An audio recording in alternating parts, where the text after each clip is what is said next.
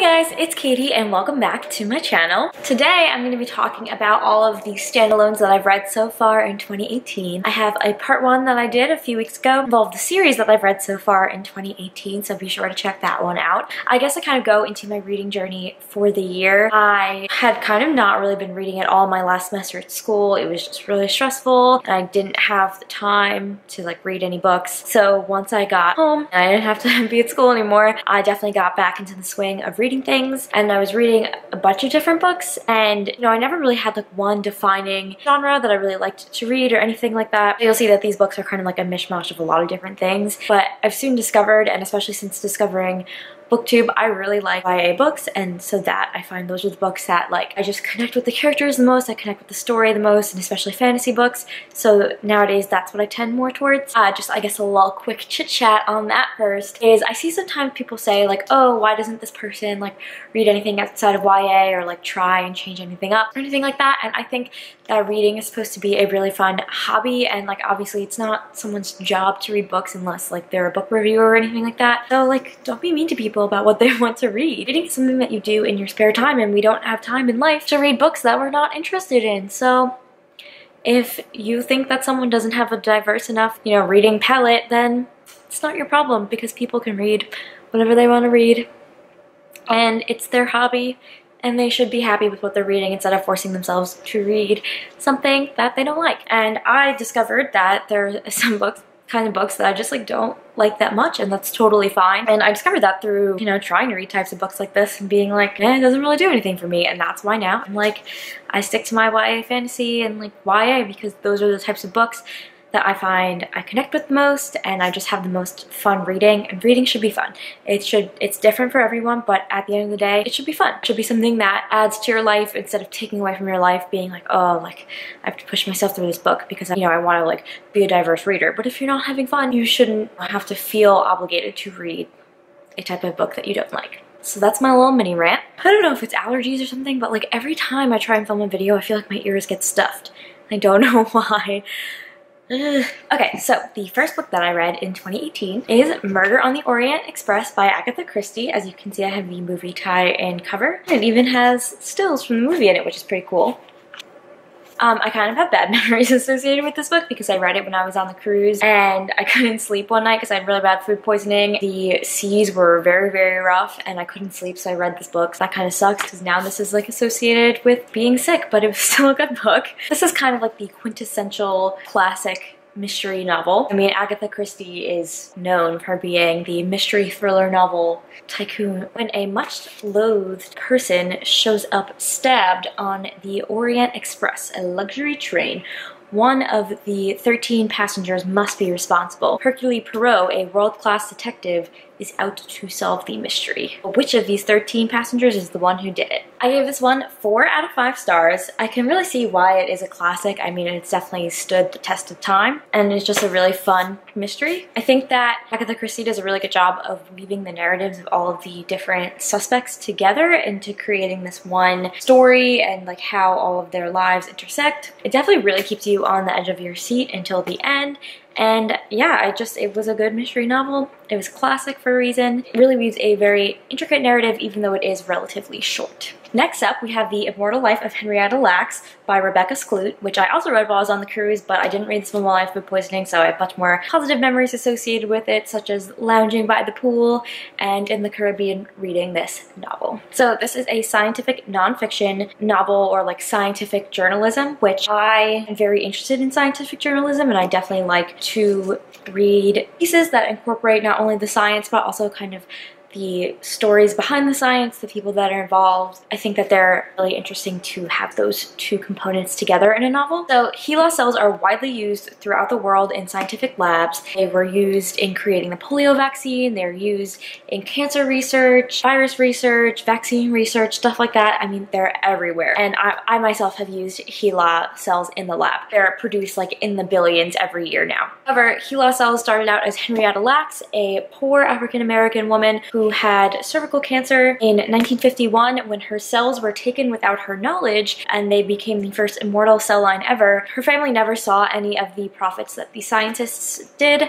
off of this cell line. So this is the story of how HeLa was used in medicine to create all these advances, but also what happened to the Lacks family after Henrietta's death and how her legacy lives on today. And it's definitely one of those untold stories of science. So I gave this book 5 out of 5 stars. I think it's an incredibly impactful and important read, especially for anyone that works in science and especially biology, which is what I do. I think that it's really important to know how these advances came about and the stories behind the people that contributed to these advances, you know, even though it may be a little ethically murky. But yeah, I think it's really important to know about Henrietta Lacks and her legacy because it's not a happy story, it's really sad. I mean, she died of cervical cancer and they took her cells without her knowledge, showing that it created this immortal cell line, and her family never saw any of the benefits of all of the profits that the scientists got. It seems like once her cells were out of her body, it was very much, scientists just viewed them as cells, but they came from her and they carry her DNA. Like, they are Henrietta Lacks, the HeLa cells.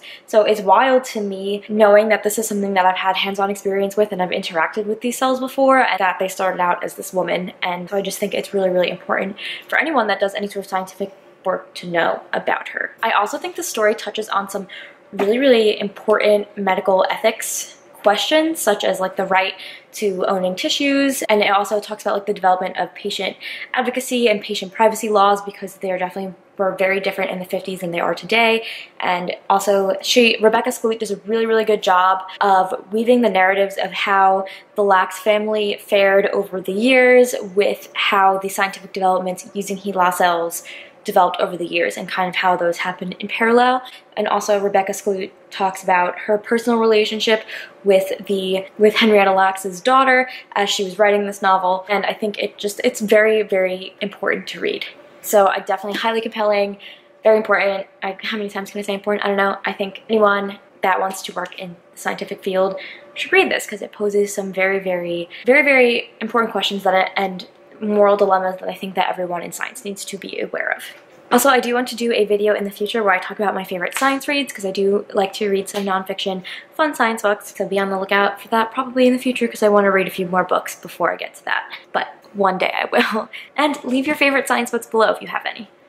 The next book that I read is The Lonely Hearts Hotel by Heather O'Neill. I picked this one up at Target, as you can see by the Target sticker I never took off. So Rose and Perot are orphans abandoned in a Montreal orphanage in the Great Depression. As children, they are put on display as they tour around the wealthy homes in the city. Perot is a piano prodigy and Rose is a dancer. As children, they fall in love and they dream of putting on the world's most extravagant circus.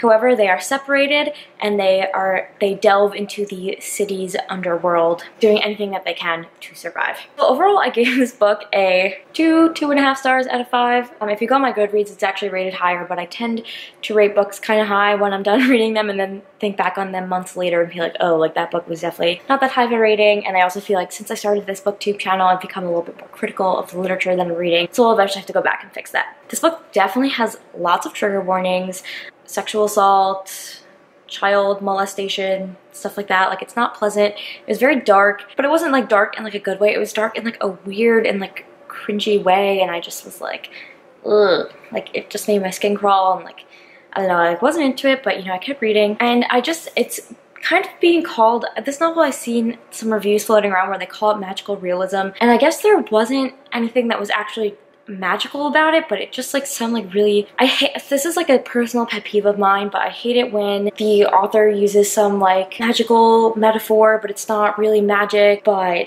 like it's supposed to be this like intricate thing, and then it's just not realistic at all. But this book is supposed to take place in the real world, and it's just like, it just falls like really weird, because I'm like, this is supposed to be a real world, but this is not the way that like this situation would happen at all, or the way that real people would act in these situations. Like, it's just so like fantastic and out there, and not fantastic in a good way, like fantastical, like just out there, weird, that it just doesn't make sense to me. Like, it needs to either like be magic and have like a magical explanation, or be in the real world. And like, it's just like that weird like in between. I don't really know how exactly to describe what I'm saying, but I just get this feeling when I'm reading novels like these sometimes that the metaphors are so intricate and out there, and I'm like, this just doesn't it just doesn't make sense to me. The reason this didn't, I guess the reason this didn't get a lower rating from me is that the prose was really nice. I mean, the author does have a way with words, but again, overall, just like kind of left a really weird taste in my mouth. It's very graphic and dark in a weird way, not a good way, and just the whole thing was just weird. So those are my thoughts on this book. The next book I don't have a physical copy of, but that is Behind Closed Doors by B.A. Paris. I read this while I was at the beach with my friend, and she had it from her library, so I borrowed it from her, and I actually read it in a night. The story is about Jack and Grace, who are the seemingly perfect couple, but Grace is never seen without Jack. So really, what is happening behind closed doors? Is it the perfect marriage or the perfect lie?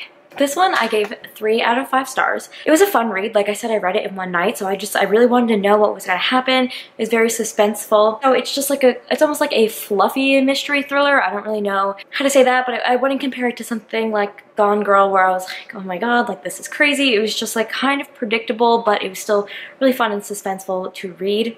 It's just, I mean, it wasn't like the most compelling mystery ever, but like I had a good time reading it. And also like the thing that I think took away from it being like an oh my god mystery is that like it was just the situations they were in were just so like exaggerated and extreme that it wasn't something I could ever be like, oh my god, like what if this happened to me? Because it was just like the, you know, the fringe extreme case, which makes for a good novel, but it's not something that's going to keep me up at night like, oh my god, like this could happen. And also like I was really kind of annoyed with some of the themes in this novel because Grace gives up her like whole life to be with this guy. She quits her job and like does whatever because he wants her to, and like wants to marry her, and she's like, oh no, like you don't have to work, I'll provide. And like I just found that very annoying because I don't think that that's the type of, you know, ideas that should be put into people's heads about women and marriage. Like she shouldn't have to give up her job if she doesn't want to. She should be able to marry you and keep working, especially if she's successful at her job. So, and I mean, I know that was like part of the plot and whatever, her getting right into this marriage. Very some like, I guess, almost misogynistic themes. Although maybe the moral was to not be that way so that you don't like end up in this crazy, creepy situation. But I don't know, it didn't sit right with me. Next up, we have Sharp Objects by Gillian Flynn, which I also borrowed my friend's copy of that book, so I don't have a physical one. This one is coming out as an HBO miniseries, I think soon, so I'll be interested to watch that maybe eventually. I just have not really been in a TV watching mood lately, so you know, when the time comes, I'll get around to watching it maybe. Camille Preaker is a journalist who is fresh off of a stint at a psychiatric hospital when she is sent to her small hometown of Wind Gap to investigate the murders of 2 preteen girls. However, Camille encounters challenges while at home as she has to deal with her neurotic mother and her half-sister, who she barely knows, who is 13 and the popular girl of the small town. Camille will have to face the psychological demons of her past to unravel the mysteries in the present. This one was a 3.5 stars out of 5 stars for me. It was definitely dark and twisty. I didn't think it was as good as Gone Girl, which is Gillian Flynn's other novel. Sharp Object was her debut novel. The town setting itself was very atmospheric and creepy. Like I definitely would not be trying to go there myself. I did think that the ending was a little bit rushed. Like I was reading and I thought, you know, that just the way that the story wrapped up, it could have, you know, been a little bit more suspenseful. But again, it was still pretty good. Mystery thrillers are like not really my thing, I guess. I will read them if they're there, but I'm not going to seek them out, I guess, because they're just a very like meh thing for me. I don't know how to describe it. Like they're fun, but they're not like, oh my god, I need to go to the store on release day and get the newest novel of like whoever's book. So those are my feelings. Next up, I read 1984 by George Orwell. I do this thing where sometimes I just like to read classics. I was on a classic reading kick for a while in high school because I was like, oh, I need to be well read and read all of these classics, which I mean, I appreciate that I took the time to read classic novels and I do like to read them. So the ones I read in high school, like of my own, not with school, I read Pride and Prejudice, Tale of Two Cities, Picture of Dorian Gray. I don't know, there were definitely others, but they were like all on my Kindle, so I don't have physical copies and I don't use my Kindle anymore, so it's dead. Do I even know where my Kindle is?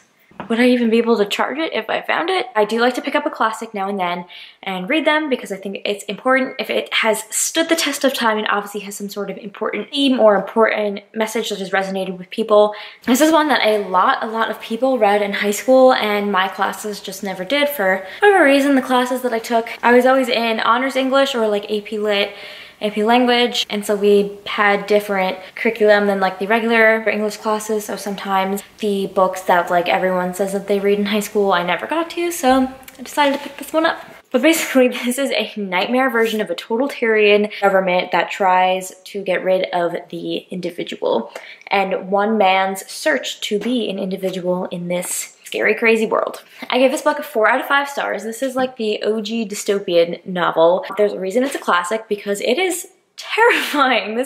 The world building, I mean, is just like insane, and the way the government is structured and the whole Big Brother is watching you, like, it is scary. And there's a lot of really relevant themes about what it means to be an individual and government control and stuff like that, so that I can see why it's discussed in high schools, because you can definitely have a lot of, you know, interesting essays that you can write on this, but I read it on my own, so I didn't have to write any essays. But again, I enjoyed it, and I'm glad that I picked it up and I got to see what it's all about, because people always talk about this book. And I definitely want to pick up another classic sometime soon in the future. I feel like I got a craving for a classic every few months or so. So again, leave your recommendations for your favorite classic down in the comments, and maybe I'll pick it up. Hello everyone. So I'm actually going to cut this video here and split this into 2 parts. I realized while I was editing it that this video is really, really long. I mean, it's literally wrapping up all of the books that I read January to May, excluding series, which I have another video for. So yeah, keep an eye out for part 2, which will be coming in a few days. Alright, have some fun, read some books, and I'll catch you guys in the next one.